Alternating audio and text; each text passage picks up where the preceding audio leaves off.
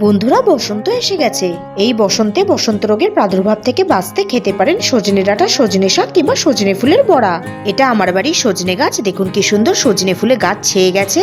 গাছ থেকে টাটকা সজনে ফুল পেরে বড়া ভেজে খাওয়ার মজাই আলাদা। আমি ফুলগুলো পেরে বেছে ধুয়ে নিয়েছি। লাগছে চালের গুঁড়ো, বেসন, নুন, পোস্ত, কাশ্মীরি মির্চ, লঙ্কা কুচি, হলুদ, চিনি, কালো জিরে ও সাদা তেল। এবার একটা মিক্সিং বলে বেসন, চালের গুঁড়ো, পোস্ত, হলুদ গুঁড়ো, চিনি, নুন, লঙ্কা কুচি, কালো জিরে, কাশ্মীরি মির্চ অল্প অল্প জল দিয়ে একটা ঘন ব্যাটার বানিয়ে নিলাম। এবার ফুলগুলো দিয়ে আলতো হাতে মিশিয়ে নিলাম। বন্ধুরা, ফুলগুলো চটকে মাখবেন না।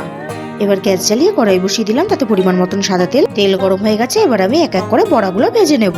বড়ার এক পিঠ ভাজা হয়ে গেছে। এবার বড়াগুলোকে উল্টে দিয়ে আরেক পিঠ ভেজে নেব। দু পিঠ ভাজা হয়ে গেছে। এবার বড়াগুলোকে এক একে তুলে নেব। এইভাবে সব বড়া ভাজা হয়ে গেছে। এই সজনে ফুলের বড়া খেতে যেমন উপকারী, তেমনি উচ্চ রক্তচাপ নিয়ন্ত্রণ, পেটের সমস্যার সমাধান ও ডায়াবেটিস নিয়ন্ত্রণে দারুণ সাহায্য করে। আপনারাও যে কোনো নিরামিষ দিনে খিচুড়ি পাঁপড় ভাজার সাথে এই সজনে ফুলের বড়া দিয়ে লাঞ্চ সেরে ফেলতে পারেন।